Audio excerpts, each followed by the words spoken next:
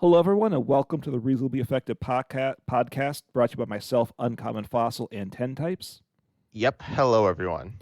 And today we're going to talk about what I guess is like types of decks. And the way I'm kind of classifying broadly in my mind is you have between like basic stage one, stage two, and you have single prize, you have the multi prize EX, and you have the Vs, which are actually three types of Vs really. Basic Vs, V maxes, V stars. They're all classified differently, kind of like stages in a sense. So in sense, you have nine different types of Pokemon, types of decks in a sense, and I've kind of just classified them by the main attacker. We'll probably discuss how that is some because like I'm saying Gardevoir is a stage 2 EX deck because it's named after Gardevoir.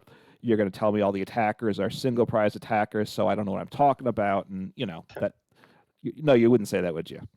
Nah, I'd never say that. So, but because I was looking at we had Worlds recently. We talked about that some, I think, last episode. But I was looking at it again more with Worlds, and also the online data. I'm going to be looking at the Worlds Day 2 meta is available on Limitless.com, and then the online tournament results are under play.limitless.com, and you can see all the decks. And I'm kind of looking at the top 50 decks there, which is the main thing it shows, and it's very similar in terms of types of decks that are viable between Worlds. You get a little bit more in the online stuff, but not. I'm surprisingly not. And really, there were three types of decks that were viable at Worlds, which is a little narrow. Maybe that's common, and just kind of that was kind of interesting to me, and why that is, what might change, and obviously we have these V Max, V Star decks, and they're going to be rotating in, whatever, 4 or 6 months down the road. So that might open things up. And obviously every new set does. But just the quick rundown as I went through the Worlds, the most played type of decks was V Star decks. This is by players that played them that made day two. 41% of the decks were V Star decks, which was actually just two decks, which I guess you can guess. Go ahead, name the decks, and we can laugh if you. Yeah, If you it's don't got to know. be like Dialga and Palkia. No, it's. I'm actually looking. It's Regidrago and Lugia. Mostly Regidrago, but a good chunk of Lugia in there too as well. Right, and these are the top two decks. Richie Drago by far the most played deck at almost 28%, and 13% for Lugia, and then it falls down to Charizard at like 12%. And then the next basic EX decks, which that was at 29%. So it's a decent fall off from 49 to 29, but still a very solid number of basic EX decks. And of course, the basic EX decks did very well, right? The top, at least three places were all basic EX decks. So if in terms of their points, they outperform probably the number of players that brought them. But that's a more wide variety of decks. I think there were 5 different decks there. Dominated by Raging Bolt and Iron Thorns. Iron Thorns being the surprise to me of how well it did, but obviously it did very well. And then there are basic stage 2 EXs at 20%. So, which is obviously falling up, but still a sizable number. Which we know what those were. Probably right, Charizard, Gardevoir, which again I'm saying it's a stage 2 EX. One could debate that. Mostly it's Charizard, though, and Gardevoir. You had a couple Pidgeot control players, which is basically single basics, but then it's got the Charizard, and Charizard's with the decks named after, so I You mean slapped. Pidgeot? I sorry, Pidgeot EX, yeah, whatever I said was completely wrong. Yes. So it's named after Pidgeot, so I'm saying that's the stage 2, so I called that what that deck is. There's only two players that had that, and then Dragapult, there was one Dragapult EX player, and that's obviously a stage 2 deck, so...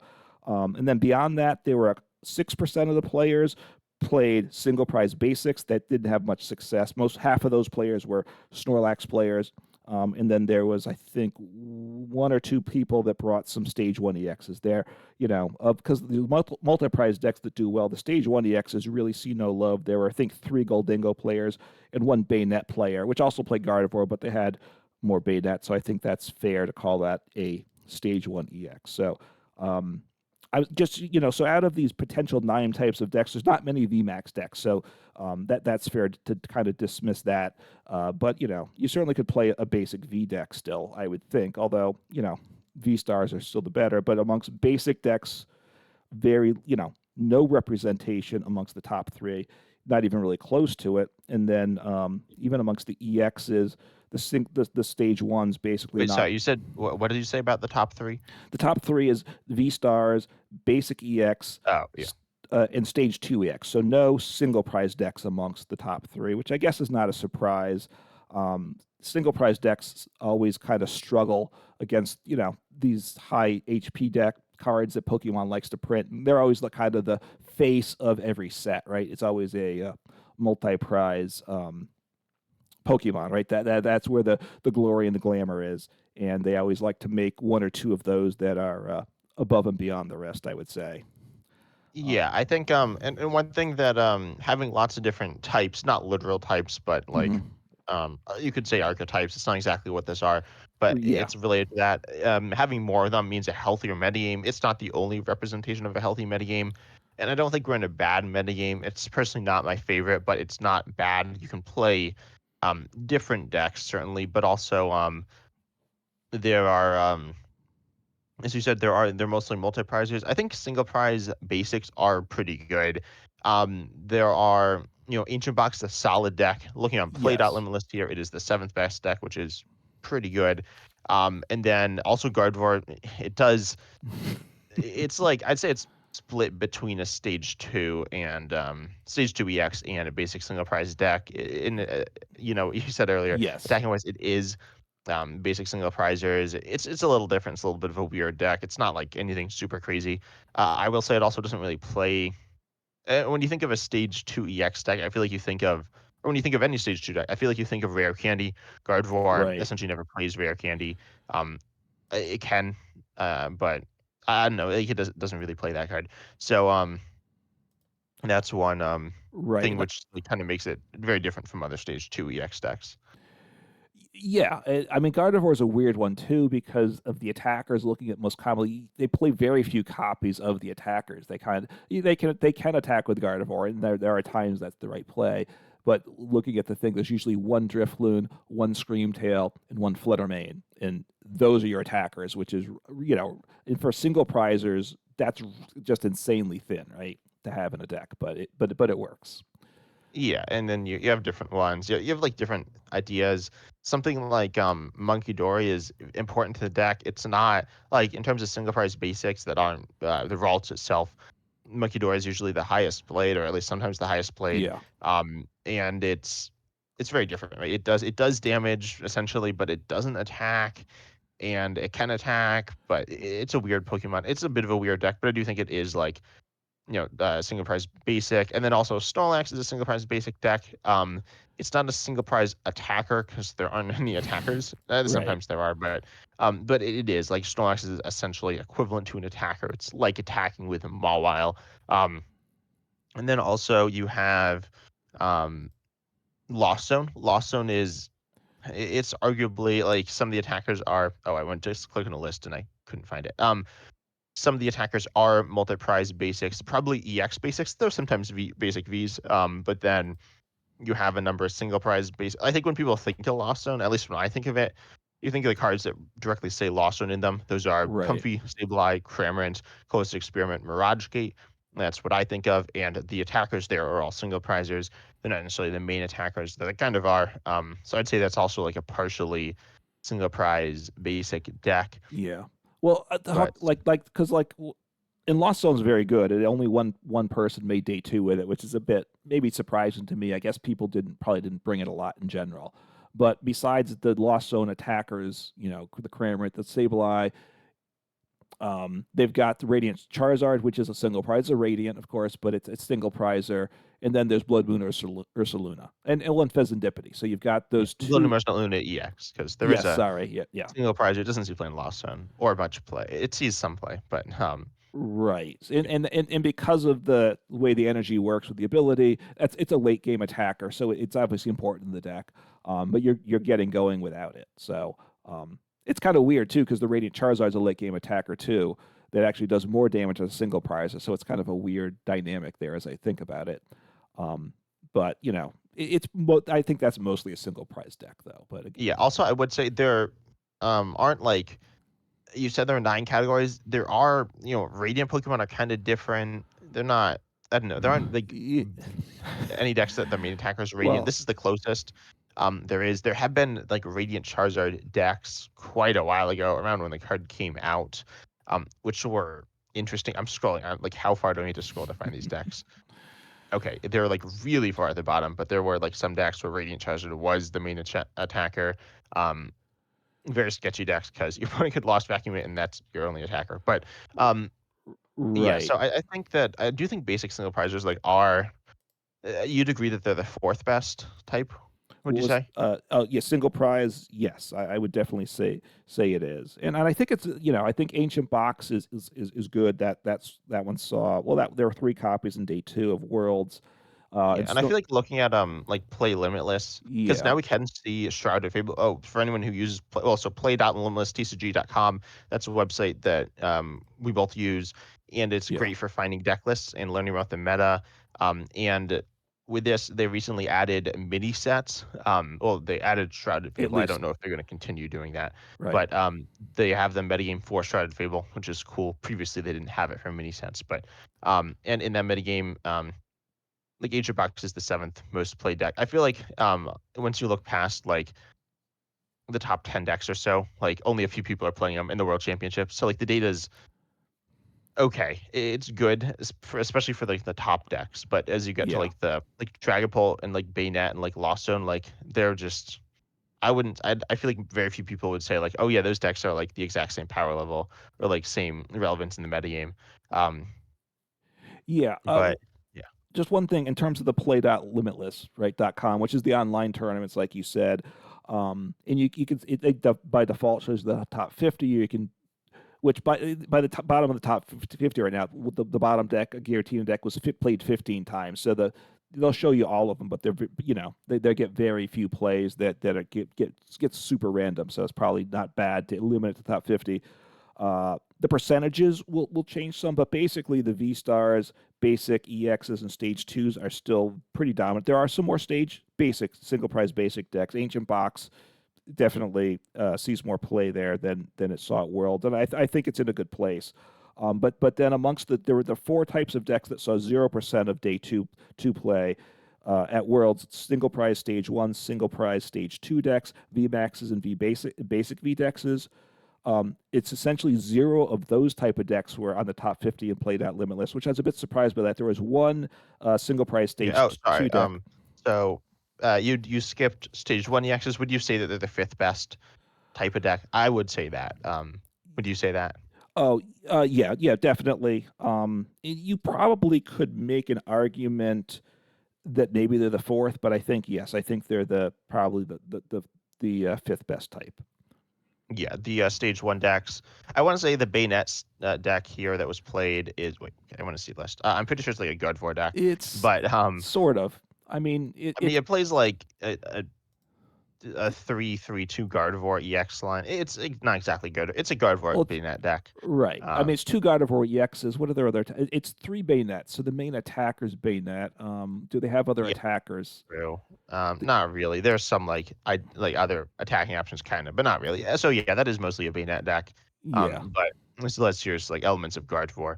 I mean, Right. like that Gardevoir EX deck itself only plays 2 Gardevoir EXs anyways. Yeah. So That, but then yeah, so like stage one single prize or sorry, stage one EX decks would be yeah. Goldengo and Bayonet. Bayonet has particularly caught Storm a little bit. I think I might be classified under other now. I'm not sure. There's the Bayonet like Dusclops deck or whatever, which is like floating Oh, around. yeah. I mean, right. I mean, what's under other? Which at this moment, other is the third most popular deck type, but it's obviously a big mixed bag. It's Goldengo EX. That's the predominant of the stage 1 EX decks, I would say. Um, and Yeah. there weren't a lot at Worlds. 3 players and on where is it up on on the online tournaments? As I'm looking, it's the 15th most played deck, so which is about 1.5% of the decks played. So it doesn't even online. It doesn't see a lot of play, and I'm pretty sure there's not a stage 1 EX above it as I scroll through.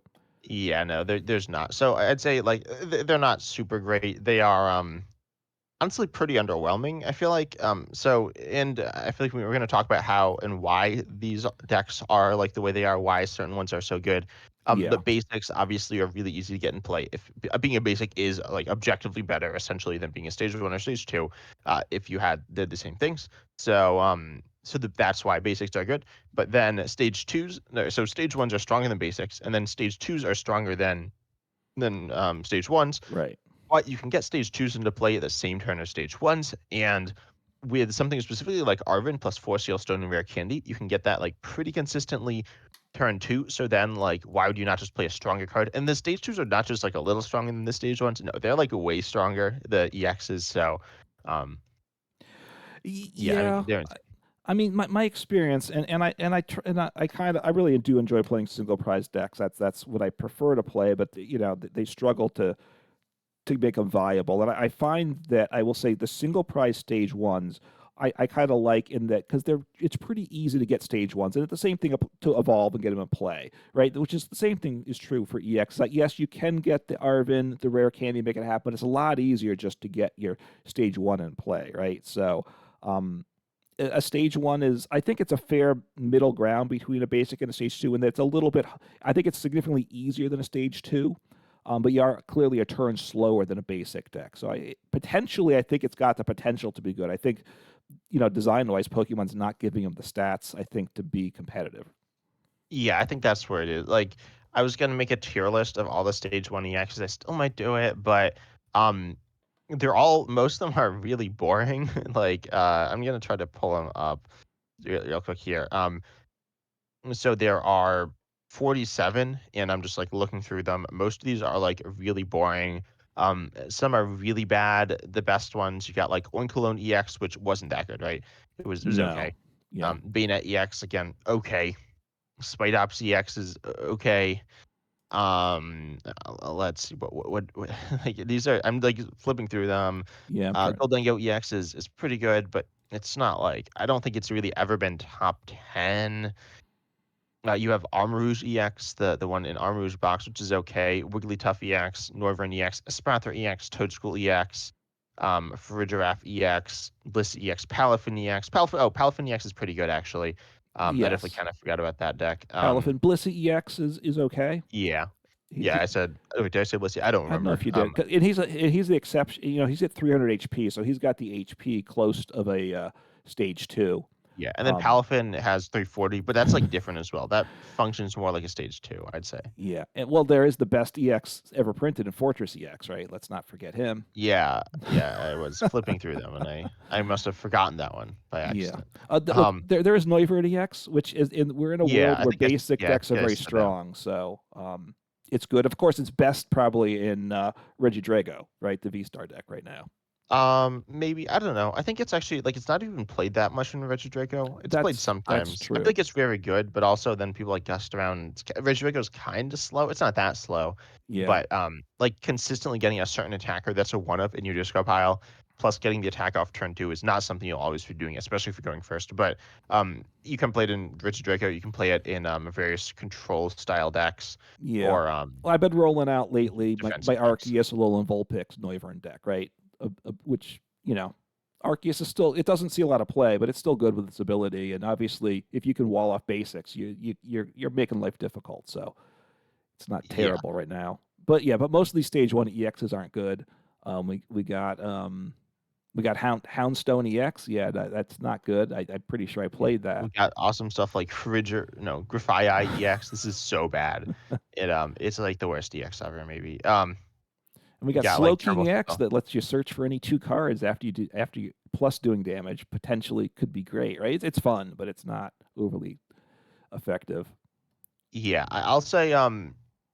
So I think let's wait a little bit to talk about. Or no, let's talk about them now. So at the World Championships, right, we got some new cards revealed. Yeah. They are trainers Pokemon. They weren't all EXs, right? Yeah, no. So we got the Lily's Clefable EX, I think. We got or maybe it was Clefairy, I don't remember. Um, we got the big one was Enzorg EX, and that one seems pretty good. It's a stage one EX, so I think they will incorporate some more stage one EXs that are going to be good going forwards. At least the Zorg EX, it's clearly a card that they think is good. Hmm. Out of all the cards revealed, it definitely looked the best, and it looks like they are trying to make him good. Like, especially in the past, feel like they didn't really try to make any of them good outside of maybe Goldengo, but the rest are all like very mediocre, low damage output. I mean, Palafin is kind of interesting, but like I feel like most of them are pretty tame. The best ones are like moderately disruptive EXs and things like that. So um, I think that that will be good for them going forwards. And also, it's not like stage one. Well, stage ones aren't really played, but V stars are like stage one. So once V stars rotate and then trainers Pokemon come in, I think those Hmm. might start becoming like opening the door for EXs to start seeing play. Yeah, I mean, right. I mean, yeah, losing the V stars. Yeah, right. I mean, the EXs are kind of the natural replacement for the V stars. I mean, the EXs don't have an ability, right, or the mechanic like the V star or the GX thing that's a once per game. So that makes it a big difference, right? That's part of why the V stars are good, right? If they didn't have the V star mechanic, the V stars wouldn't be so good. Even Reggie Drago that doesn't rely on it, still, it's still a very important that, that one turn you can do it does kick the deck up significantly. So, Yeah, I will say that's not the reason that V stars are. I mean, that obviously it makes the cards better, but it's not like so having a V-Star power in your deck is very, very good, but even like you still can have a V-Star power in any deck with Force Seal Stone, which is really good. yes. Um, so the V-Star powers aren't their main reason that the V-Stars are seeing play. I mean, like in individual bases, like Lugia, Like Luke, right? obviously I I've was seen thinking, him yeah. play. Its attack's really bad, but like they could have rebalanced the card and made it so wasn't a V-Star power. It was I don't know. They could have rebalanced it so it wasn't this once per game thing that was like tamer and it could still have seen play. But like I feel like having like a GX attack right when GXs and because you talked a bunch about you like that GXs and Pokemon V were in format together. Now we have V stars or Pokemon V and Yes. EXs together. And having a GX attack was really good, right? It's not It like you is. needed it, but, it was nice if you could find a good GX attack to add to your deck that would help out a lot, and so you'd wanna put yourself in that position. It's not like the only decks seeing play were GX decks. At some point, I think I wanna take a look at older formats as well to see, like, what the metagame looked like, but, there were, a lot of GX attacks, and including those helped you out a bunch. Stuff like Gengar Mimikyu, a GX attack that was like really good, easy to attack in, and things like that were really good. So, and Force Seal Stone, Gengar Mimikyu, Force Seal Stone, completely different cards, but Hmm. they are these cards that are easy detecting. Force Seal Stone is probably easier, but they give you access to essentially a new mechanic, which is nice. Yeah, and as you're mentioning Forest Seal Stone, and earlier with the stage two decks, part of why they're good is because we can get the the the rare candy we can set up pretty well. With the loss of Forest Seal Stone, then now your Arven's half as good, or even less than that. So right, because at this point you play your Rotom V, your Lumineon V, whatever that is. You have Forest Seal Stone, boom, you get your stage two in play. I think the stage twos are going to take a possibly a meaningful step back by the loss of Forest Seal Stone, right? Because that you get your Pidgeot EX set up, turn two so much of the time in part because of Forest Seal Stone. How's the adjustment going to take place after that? Is it going to be a little more random, and that can open up the space for stage ones? Yeah, we might see more people like working with TM Evolution. It's a tool, and Right. going second. It kind of is similar to a rare candy because it allows you to evolve faster.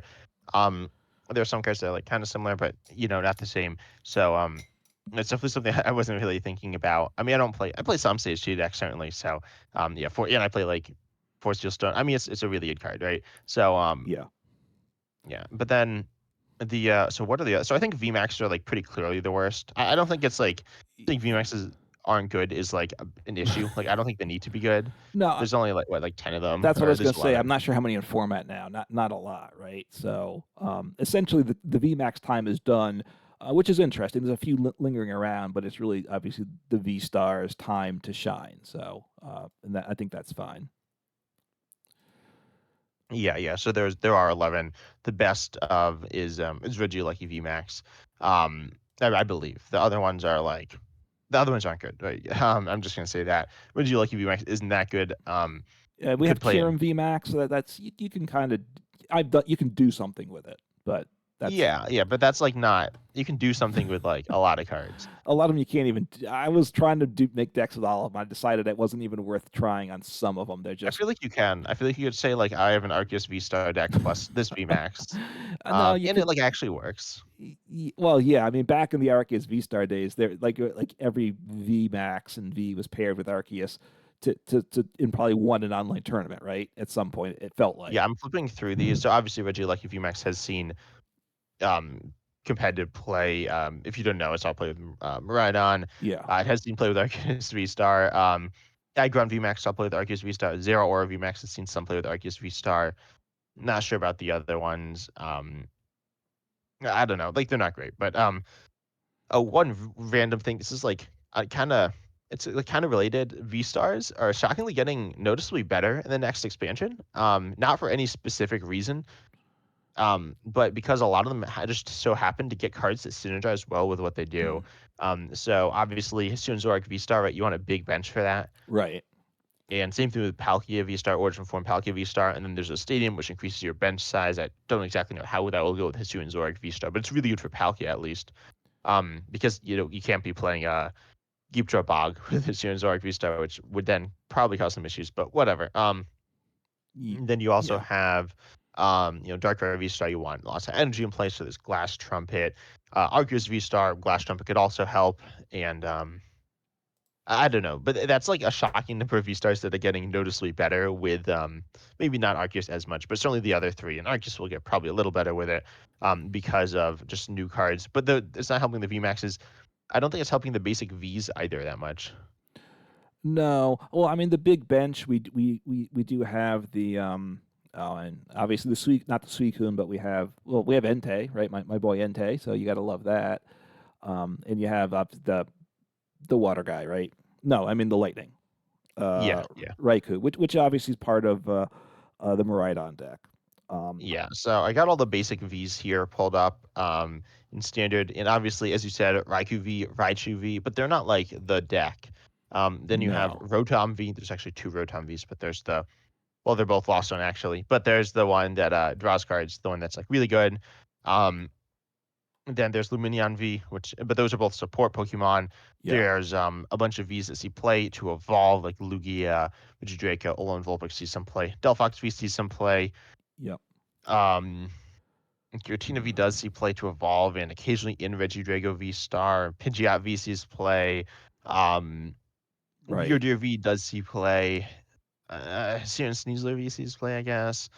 That's like super. I mean, it's not like super niche. I don't know. I mean, Siren Sneasler V, it's in Palafin EX as a Pokemon that it's a darkness with 3 retreat that can use Force Seal Stone. It's like cool, I guess, but um, V's just aren't very good attackers right now. No, V's are very no, they are V for very disappointing perhaps right now. There's not a lot. I mean Lumineon, Entei. I mean Rotom V is huge, right? I mean that of the V's, it evolves, but basically you don't play the evolution rarely. You've argued with me about if you wanted to attack with Rotom V, is it better just to should you put Rotom V Star in the deck or just go with the Vs, right? Because the improvement's marginal there, which is a surprise, right? Usually the V Star is a bigger upgrade than that. So, um, yeah, the Vs are very disappointing. So we have what? Yeah, like one of the best V's post last rotation is still Drapion V. And its ability doesn't do anything. Like that's absurd. It still sees more play than a lot of these other ones.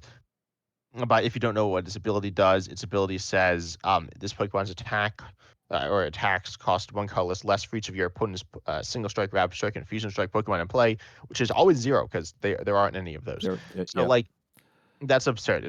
I don't know if it's top 10, but it might be top 10, ignoring like stuff like Lugia V and Regidrago V. So that's absurd. Like that card's not good.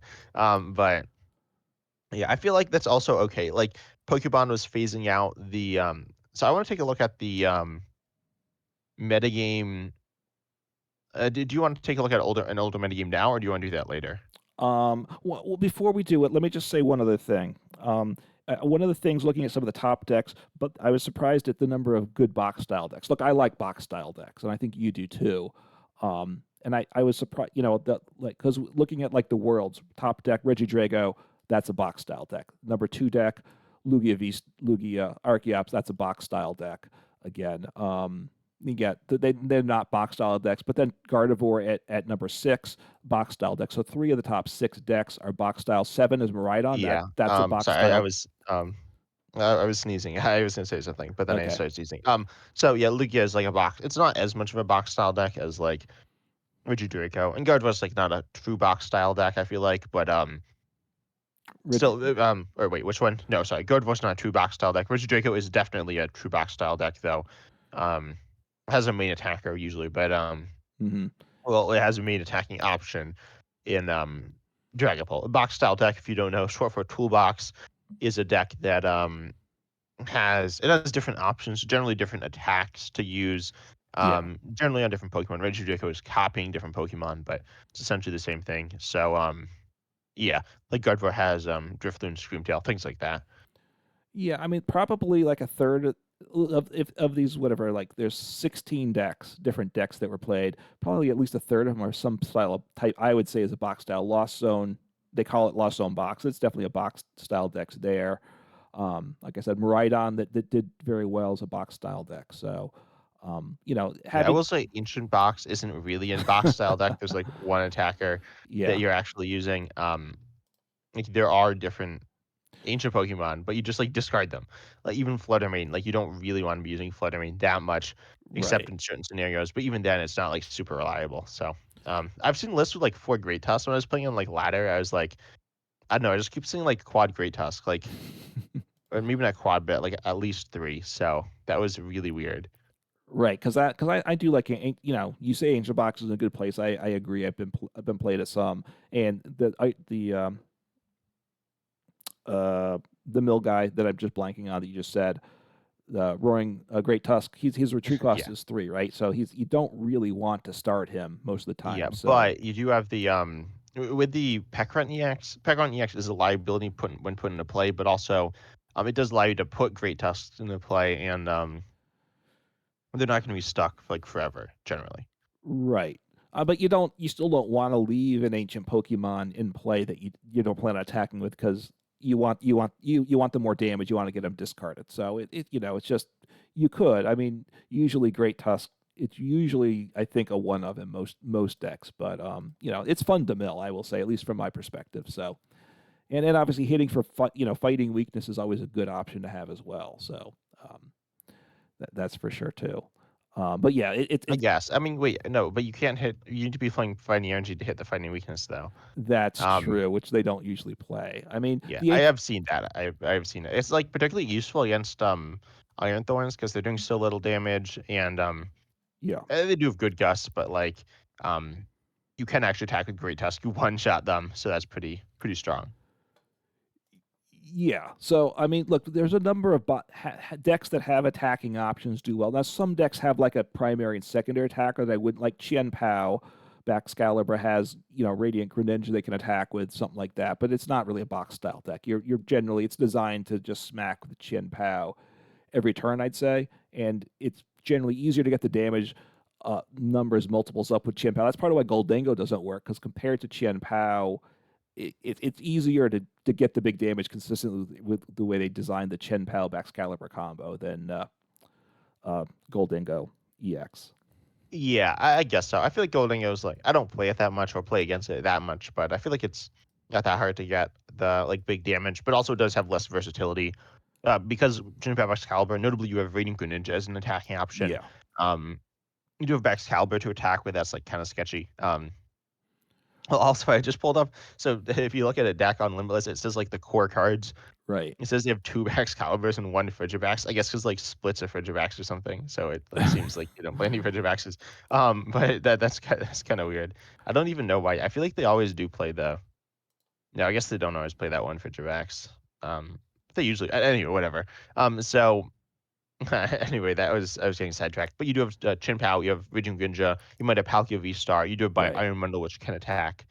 So Yeah. I mean, so it makes sense, but decks with multiple legitimate multiple attacking options are generally the better decks, right? Which I think makes sense.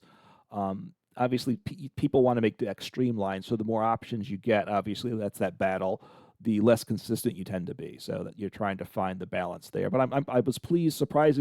I was surprised to see how many what I would say box style decks are doing well, and even amongst like more casual tournaments, things like United Wings, in a sense, is a box style deck. It's obviously one attack you're using, but you have different types of Pokemon with some different energies. So in a sense, it has aspects of the box style that it hits for different weaknesses. Yeah, I will say you said that streamlining a deck is good, and yeah, the top two decks were not box. I mean, like the Roaring Moon like deck is like has the single prize Roaring Moon as well, but um the top two decks weren't box style decks, which is kind of interesting.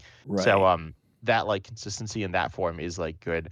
But then they also like lost consistency with coin flip, so I feel like they're about as consistent as like the other decks. It's just consistency in different like forms.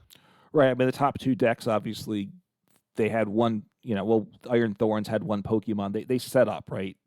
They were big basic decks. So big basic decks, like we said, set up fast and consistently potentially. So that's where you can kind of like Raging Bolt. You do have the secondary attacker of the Ogerpon, which obviously if you're up against Charizard is very nice to have. But primarily you can just win a lot of games. You beat them down with Raging Bolt, but you set up so fast, right? You don't need the flexibility. You just say I'm doing 70 per energy I can get in play, and I'm just gonna beat you before you can do anything. Yeah. So there's one type of deck I believe that we haven't talked about yet. Unless Okay. I'm no, there are two types. There are stage two single prizers and Right. stage one single prizers. Stage two single prizers do see play as support Pokemon. You have Archeops, which is kind of very different, but you have Baxcalibur as well. Right. Um, in terms of attackers, they don't see play. Well, I guess there was the Luxray. I pulled up Luxray Control. I don't know if it's in this deck, but there's the Luxray that you just like play down. But that's like doesn't really count, does it? Because you just play it down as like a basic anyway. Um, Right. yeah, so So those like don't really see play. I mean, there's But I not feel like much. they're We just do have the Conkeldurr, right? yeah. That's in the top 50 of Played Out Limitless, which I don't think when I asked you that the other day, I don't think you knew that was the single prize stage two that actually saw some tournament play. Yeah, I always forget about this deck. I don't think I've like ever seen it on ladder. I think it's pretty bad. Its win rate it's only like 40%, which isn't like good, but it's not like that bad. Um, it's better than Gengar, which has a 27% win rate. Actually, 40 is like kind of 40 is kind of pretty bad, but yeah. Yeah. Stage twos aren't that bad. I mean, Gengar's a stage two EX. That's like not that good. I feel like Gengar is really bad. Some people think it's good. I don't know. Jini's secret technique like helps, I guess. But anyway, so like Conkeldurr's an interesting deck. It's a really weird deck. Um, Yeah. it does 250 for free. Then you need like weird setup stuff. So, and then stage one EXs. So I feel like stage one EXs or sorry, stage one single prizes are really bad. In terms of like, oh, then no, that's not true.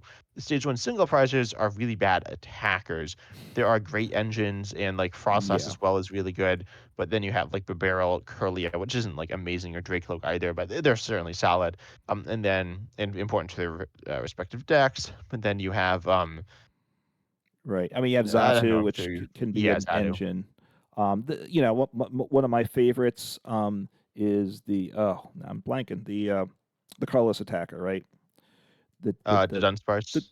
Wait, no, no that's the not it. no the I had it and I forgot. That does you draw a card, put 10 on yourself. It does multiplies Oh, by Dodrio, yeah, yeah Dodrio, which Dodrio. is not a bad card. It's not a great card, but it is a playable card. I mean Um, th that might be about as good as it gets right now for a stage oh, one is an attacking attacker? deck. Yeah, I mean in all Uh, honesty, right?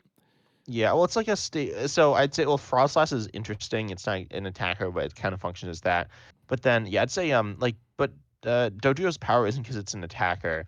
It's because it's a It's a draw card. It draws you the ability you put a damage counter on it. You draw a card, and the attack does 10 plus 30 more for each damage counter on it. So potentially for one energy, you're doing up to 280, and you can if you get going, 280 is tough, but you can be one shotting after a couple turns. A basic V or EX with a single prize for one energy, and that is a nice thing to do. yeah. Okay, sorry. There was a deck that I forgot, or an attacker, and I guess you forgot too, unless What's you're that? just waiting. Which is Chinchino or Chin. What? How does that say it? I don't know. Oh, Chinchino. right in Um, yeah, in Lugia. Yeah, which is arguably the main attacker in that deck now. It has different options, but I'd say it's the main attacker. It's a 2 of or 3 of within the deck. Lugia is important. Archetypes is obviously very important, but not really as an attacker. But Juno is the main attacker, and that is a good stage 1 attacker. Stage 2 attackers like aren't good. Um, and so I'm looking at just the competitive ones. Like there's the Dusknoir Dusclops. Right. And there's the Luxray. It's like kind of different. It's like Feraligatr. That's like the best one. Oh, there's Haxorus, but Haxorus is really different. You don't play the basics, so yeah, you just play the stage 2 to copy with Regidraco, which is kind of fun. Same thing with Dragonite as well. But you got Gengar. Like Gengar is just so different. You don't even play the basic or the stage 1 ever, and you don't like attack with it. Um, yeah, so Right. It's more support. You do have like the Dartrix in the United Wings that you can attack with. That's obviously important in the deck. Besides getting, you don't necessarily just discard it. You want to be able to one shot that Charizard EX. So it has value, but it's obviously just a niche thing within the deck. There is the Scissor, right? The stage 1 yeah, that's yeah, I like that card. right. So that one's not bad, but it fits in a deck, right? That can be like a single prize attacker in your Goldango deck, for instance. Might be where you see that in play. And then you see, um, you also see the Frostlass, which is a different type of stage 1, right? Its Yeah, ability, it's not a talking support about. Pokemon, but it's doing damage and causing disruption in that regard. Yeah. Uh-huh. Then there's also like, Metang, which is like, I don't know, that's very different as well. Yeah. But I'm looking at the list of the ones that have seen competitive play, which means in-person tournaments. We got for stage ones, we got like Camerupt, Donphan, Mabostiff, Wugtrio. Let's see, we got Jolteon, Flareon, Aerodactyl, Bellibolt, Spidops, Satitan, Scovillain, Espathra. What was that? No, that's not Zoroark. But breaks in. Who's playing Torracat? I don't know. Raichu, Beheeyem, Hisuian Brevi. Like there are all these Zoroark attackers. And there's like Right. 20 or 30 of them that are like kind of good, but they're also like kind of weird. The Hisuian Zoroark played in Zoroark. Who's playing War Turtle? Okay, sorry. But yeah, like Slowbro is good, taking 2 prizes if you are down. Oh yeah. If your opponent has That 1 prize remaining, it is like good. yes. Yeah, I was gonna say Slowbro, and I forgot. So I'm glad you brought him back up because again, you're right. These obviously back in their day with the Zoroark decks are when these things shined, and they kind of still kind of hang on, is what I'd say, where they're largely at. Yeah, but I feel like Pokemon just needs to make single prizes a little better, just in general, or make them interesting. Like a lot of them are just kind of boring. Um, and like like if they want to make good, like when they make good attacks, they make them really expensive. You just like can't overpay. You can only play with reversal, which you can like kind of get away with, but not really. It really depends on the attack if it just what it is. But yeah, oh, Bronzong is also good. Venomoth. I didn't say Venomoth. That one's pretty good. But yeah, that's one of the top other decks right now. But now I think I Okay. want to take a Yeah. look back at let's see at let's say Evolving Skies. Team up through Evolving Skies. Does that seem like a fair place to look? Yeah. So you're taking a look on Played Out Limitless. Yeah, or maybe you don't. There's only 52 tournaments. We could do team up through Chilling Reign, which had 400 tournaments. Should we do that instead? We won't Sure. get to see Zoroark there, but whatever. To go through the So decks here. So Play That Limitless. This was back in whatever. So Shadow Rider Calyrex is the top yeah, or deck. sorry, can we? So what are the categories of decks? Because obviously there aren't EX decks, but there are basic stage 1 and stage 2 single prizers. Mm-hmm. There's basic Vs, V maxes. There are no V stars though, so that's Right. 5. Then there are Then we also have GXs. We have, I guess, three category in tag teams. So potentially three types of GXs. Basic well, no, GX. there would be 4 types of GXs. I'm There's sorry. Yeah. tag teams, basic stage 1s and stage 2s, and then were V unions out at this time? Oh. Uh, I don't I don't remember. Obviously, they're not that good. know, They're but kind of that would different, be so we that's don't. obviously somewhere along the line that came up as a type two. So single prize, we had three types. We had 4 types of V, GXs and 2 types of Vs. So that's 9 types again. GX, the basic one and two, and then and tag team. Yep. 1, 2, 3, 4, 5, 6, 7, 8. Yep. So nine types once again. So the magic nine types. That should be the name of a top tier channel, I think. So I had like a nightmare last night that like fairy type was coming back. It was horrible. Um, so um, yeah. Anyway, All so right, the best deck. we get to talk about my boy here at number 12 when we get there. So we'll have to go down that far because he's 2% of the meta. So anyway, We'll talk about the top 10. Then other doesn't count, so that'll leave us to deck 11, and then that's good.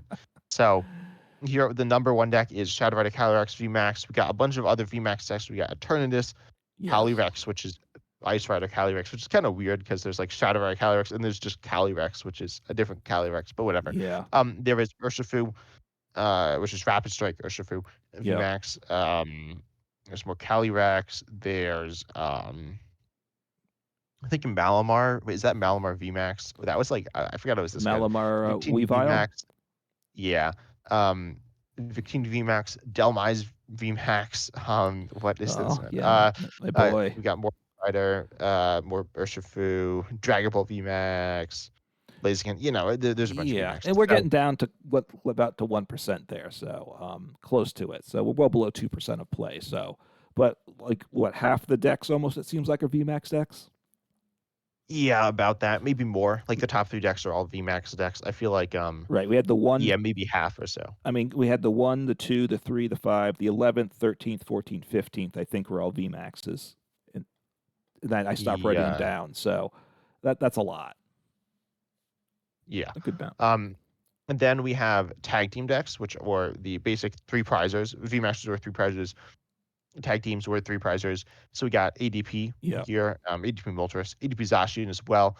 Then we have Well, Luke Metal, Zacian right? Luke Metal. Yep. Yeah. And then we have, and by the way, all three of those decks were basic tag team GXs, but they were also basic Pokemon Vs. I feel like those are both, they're pretty split between those two. What do you say is fair? Yeah, I mean, they would have had what more copies of Zacian than the tag team Pokemon, right? Yeah, not in. I don't know about the ADP deck, though that also might have had more copies of Zacian. I don't know. It varied some. Yeah. It looks like it has two of each. But then those were that's all the decks in the top seven are those two types. And then we have Mewtwo Weavile. The Weavile is a stage 1 GX, but it didn't attack. What I just opened the So deck. what? There's a card Oh, so that's was it? not So was it? rendered. So that was a tag team then, right? So it was a Mewtwo Yeah, there's a GX. Mewtwo. Yeah, Mewtwo Mew Tag Team GX. There's a card that that's Sabrina and Bryson, the cursed card that got like 3 months of standard legality. And then there is um Pikarom. There, That's down at 17. Okay, so we had what? yeah, and then I don't know. I can't really find any other Yeah, I mean, I think we're tag getting teams. low enough. We don't need to keep going down Yeah, too much. Victini might. Victini has tag teams as well. It doesn't really have that many tag teams though. I mean, it's got as many tag teams as it has Galarian Rapidash V's. So like, Galarian Rapidash V is not bad, but it's not that great, Whatever. So then so those were like the big two. And then do you want to talk about any decks? Any ones you want to talk about? You want to talk about the single prizers? Well, we should talk. All right, so let's think. We've covered 1 through 7 all the way, right? So I Hmm. mean, we need to talk about the number 8 deck, right? Yeah. Well, which is a single prize deck. It is, yeah. So with single prize, that's a single prize stage 2 deck, which in Decidueye. The Um, goat. exactly. Um, Back in the day. yeah. It's like Mimikyu, but a stage 2. Except like every deck was just well, except the difference is that EXs, well, okay, this is the same for GXs, but GXs aren't very good outside of the basic ones. So they the VMAXs, evolve from basic Vs. Same thing with V stars. So if you're a VMAX deck, you have no way to beat essentially what's Mimikyu, or it was Decidueye back then. And it wasn't that hard to get into play. And once you got into play, you essentially just automatically won. Right. Its matchup spread is like, it's not the craziest matchup spread, but it's like it's kind of extreme. So Right. I mean, because back yeah, then you had Evo Incense, which got you any evolution without having to discard. So that was awesome. You get your stage 2, and you had the Shady Dealings and Teleon engine that would get you your rare candy. So you set up very well back then. Even without Arvin, that was really probably a better engine for a deck like that than we have now. Yeah, which we'll actually be seeing a Pokemon similar to Inteleon, which is a stage 1 and stage 2. The Drizzle is stage 1, which is important. The Inteleon obviously is stage 2. And those were important, but we're going to see the Noctowl stage 1 single prize like engine coming back in the next expansion, Stellar Crown, being very similar to those, which is going to be cool. And then the number 12 deck we don't really need to talk about. No, it's Rapstick Malamar. I don't like this deck. I think it's like not good. But also it's like win rate's like also not good. But Let's, we don't need yeah. to talk about that, right? No, it's Look, it was a single prize deck that could smack hard, right? I mean, yeah, it's kind of like Goldengo. I feel like it's just very similar to Goldengo, EX, except it's a single prize stage 1. But then it's more awkward because it's these rapid strike cards which you can't necessarily search out as easily as basic energies. right. Look, the good thing about the deck is the attack was a multiply of 40 per rapid strike card you had in hand, and then you shuffled them back in. So as the game went on, you were discarding all of your non-rapid strike cards. So your deck your damage level would increase nicely over time, which is kind of how it is, say, with a deck like Mad Party United Wings as well. You have this damage ramp that naturally occurs as the game goes on. Yeah, it does. But I do think it's actually very similar to Goldengo in a way that I wasn't like thinking about. Okay. Just I don't think about this card. You So try not to, yes. yeah, no, it's like whatever. So there's stage 1 single prize. Let's like look down the list. We got Spiritomb, which is a single prize basic deck. Right. I guess how is this played? Okay, yeah, it was just played with Spiritomb pretty much. And that's number It's 8, like and that's number 18 on the list, 1% play. So we're falling, you're it was a meaningful deck, but the play rate was meaningfully lower. yeah, and so it's like uh it's like what's it called? I'm blanking on what the Pokemon's name is. The bird Dodrio. There we Dodrio, go. right. This was a multiplier of 30 for each damage counter on it. Now Yeah, it it's actually is the same attack exactly as Dodrio. Its ability is the same, but you don't draw a card and it's on a right. basic. And it's a Which 60 means you can HP, so you had to be careful there and with it. And this yeah, it was a weird deck. and the other thing with a As deck like this, just sorry, it's single prize deck, but it was playing 3 multi-prize Pokemon in it for the engine, which right now we mostly play with multi-prize attackers and single prize engines. Here it had Oricorio V, which is like Pheasantipity EX, and then Dedenne GX and Crobat Oricoreo's V. GX. Yeah, Oricorio GX, sorry. Yeah.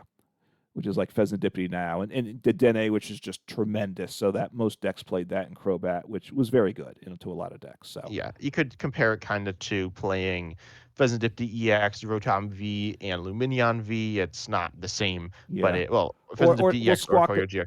Squawkabilly Oh yeah, EX is more like Dedenne. yes, Squawkabilly EX and Dedenne GX are pretty much the same. Crobat V and Dedenne GX were kind of parallels, but happened to be in the format at the same time. So you got this really explosive engine, but it did have a Jirachi as well, which is kind of like I mean, I know it's kind Yes, of like Comfy or like Tatsugiri. I don't need to keep making comparisons for all these cards, but um, yeah, right. very. I think it's a pretty interesting deck, pretty weird deck as well. But then in terms of other single prizes, we got one of my favorite decks, one of your favorite decks. It's Caturday. This is a Where's that on what? the list, by the way? Oh, I see, It's the 24th, next one. so Yeah, less than 24th. 1%. But yeah, a very fun deck. The sequencing was really interesting with it. Yeah, it's a very weird deck. This deck plays 32 Pokemon. That's a lot. So yeah, it's an interesting deck. It focuses around like spread damage, and free attackers. This deck actually plays how many different free attackers? It plays 3 different attackers that can attack for 4 if you count me out. But it plays Aspera, which is like the main attacker, which is this like spread bait or this like snipe spread attacker. Then you got Litten, which is this very underwhelming but not terrible attacker when you're counting as free. And then you have Rowlet, which is a snipe attacker. And so you got some really interesting things going on here. Right. And But the top deck was the Roxy build, which is a yeah, supporter Roxy that and Inteleon built specifically. right. So it was a supporter that drew you cards and spread damage, which was great. And they played for capture energy. Yeah, oh, sorry. I want to say one thing. The card was really slow on Pokemon TCG Online as well. So if you're familiar with Frostlass, where it puts damage on each Pokemon, it goes one frost blast at a time, which is kind of slow, but at least it does all the frost blasts, like it does damages all the Pokemon at Hmm. once. But in Coughing and Wheezing, it would go one Pokemon at a time. So it does not damage your own Pokemon. It only damages your opponents. But if you're up against a Turnus, they could have 9 Pokemon in play, and you do it twice with one Roxy. So that's 18 different times the damage is being placed, one at a time. It was so annoying. I didn't like play with it that much or like see it that much, but when it happened, it was super annoying. Yeah, so I don't know. I mean, you can play it in live, so you can't play, unfortunately. Well, the Intellion engine's very, although no, this doesn't play Scoop Up Net, so I was going to say that hurts the Intellion engine a lot, which Yeah, it we could play this exact deck. Maybe I'll play this deck. Um, See how it goes. yeah. I mean, it was one of my favorites to play. It was a very enjoyable deck. So, but anyway, you played four capture energies, but you didn't really attack with it, right? It was just such a good because you attached it.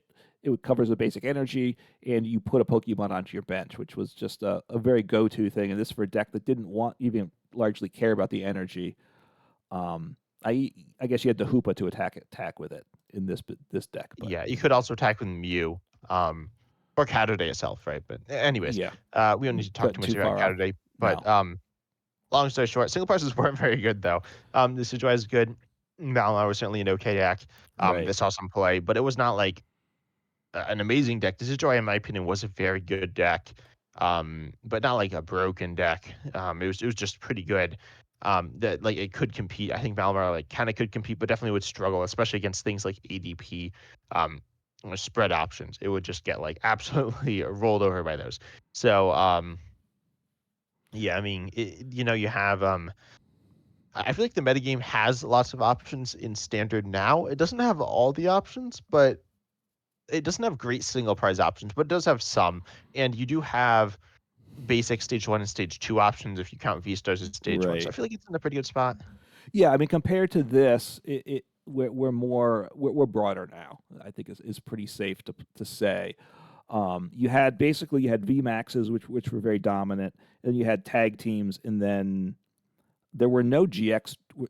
There really were no GX non tag team decks, right? It looks like from what I. No, I don't think there were really any that were good. There was Wow. Weavile GX. I mean, there's like there's or no, not there's Tedenne GX, but yeah, it was mostly tag teams. I'm just gonna take a I quick guess you scroll had with through. the Mewtwo and Mew, right? I guess would have GX Um, attackers it could copy, right?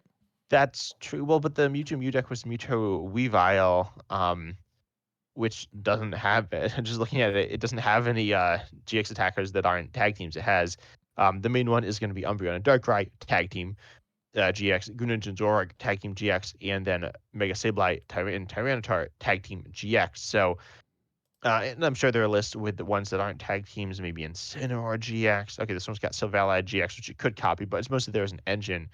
Um, you will find some. I'm sure I could find some. Maybe I don't know. I mean, it's mostly I guess if you look at ADP Zacian, that'll probably have that have Mawile GX. I don't know. I mean, it's hard to find though, because just single prize GXs weren't good. Yeah, this one Yeah. has Mawile GX. That was very commonly played, but that was like different as well. It was used for its ability, and its attack was okay, not bad, but not great. It has a weird GX attack as well, which is really bad in the deck because ADP's GX attack is like the best attack ever, like literally. But I don't know if it's literally the best attack ever, but it's one of them best attacks ever. Yeah. Um, I think it's an overrated card. Personally, I think it was very good, but I don't think it's. Some people think it. I think it's somehow formed into this legendary Pokemon that's like regarded as one of like the top 10 best Pokemon ever. It's not that. Most definitely, it's good, but it's not there. But Yeah, um, look, you like the Pokemon, right? A lot of people didn't like it. I was on the not like side, and therefore, I I think, mean, I didn't like to play against it, but it was a deck that was fun to play. You said you like toolbox decks. It was a toolbox deck. yeah, Certainly to the level that like Miraidon's a toolbox deck. It's around that same level. It actually is pretty similar to Miraidon EX, I'd say. Where you can take extra prize against single prize hmm, decks, and yeah, some energy acceleration, but not like the most powerful energy acceleration in the game. That's like super consistent, and you also have a bunch of different basic attackers that do different things, but not super different things. Yeah, I mean, two things. One, based as you talk about ADP, partly I didn't play it because back in the PTCGO days, the economy was much tougher unless you wanted to actually spend money to buy packs because it was a supply demand system and ADP was very good, so it was very expensive. So I held off. I was too cheap to want to invest in that. I will say. Um, the other thing is I was taking just a look on at played.limitless.com between back the Chilling Reign meta versus today's Shrouded Fable meta. Obviously, the number of plays are different, but the kind of the distribution of percentages from like the top most played decks was 13% back then. It's like basically 30% now. You get down to the bottom. The distribution is very similar. The types of decks obviously have changed, but the deck diversity of particular specific archetypes is very similar. So the meta diversity is almost identical, surprisingly to me, as I look about it. Like I can look around the same spot on the list. The numbers aren't too different from one to the other. Yeah, that's interesting.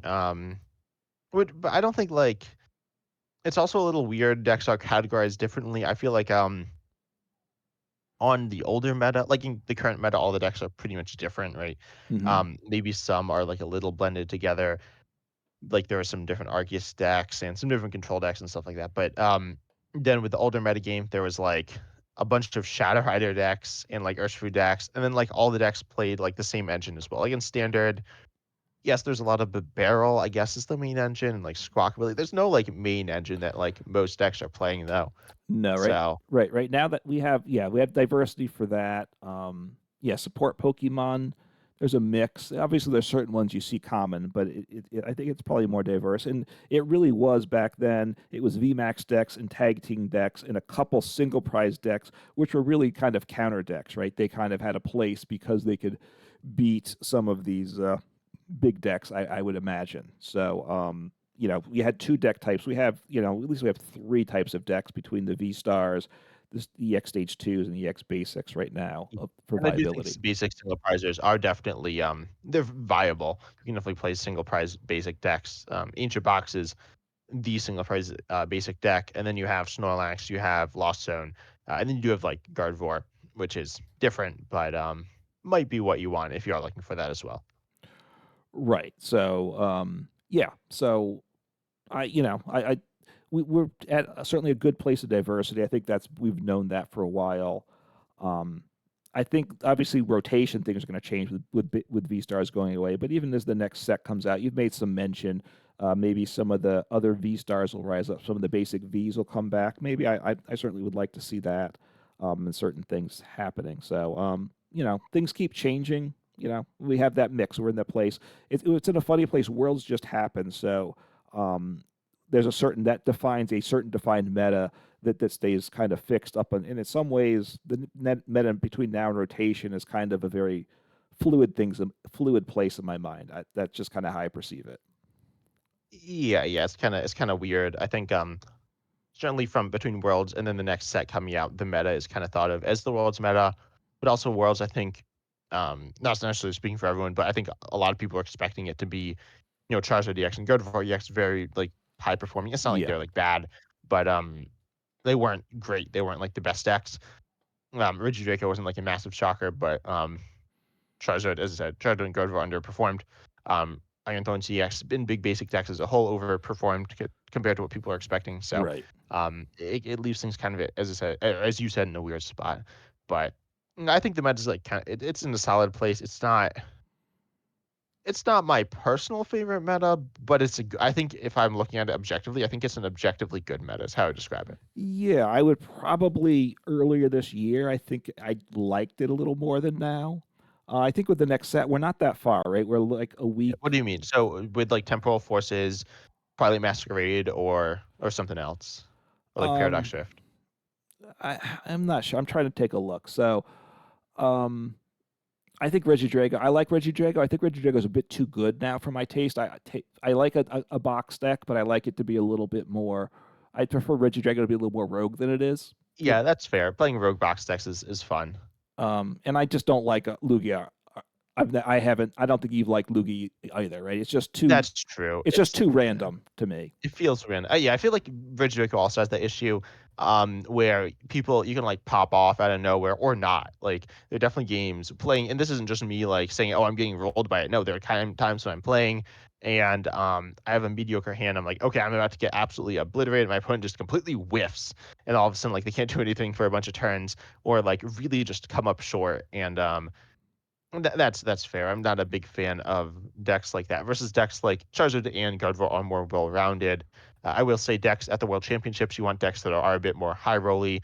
All the decks in top 8, there was 4 Richie Dracos. That's, as we just said, kind of Yeah. high rolly. Then the other 4 were all big basics that either swing.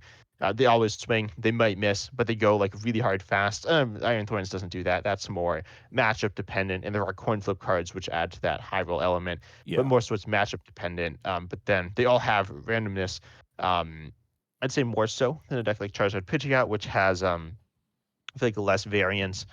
There are a lot of different things that can happen, but you also have a lot of control over the game compared to decks like Regidraco, where like you don't have an engine or anything like that. You can have like bits and pieces of an engine, but Hmm. not a not a full engine to like the level of Pidgeot EX or Barrel or whatever.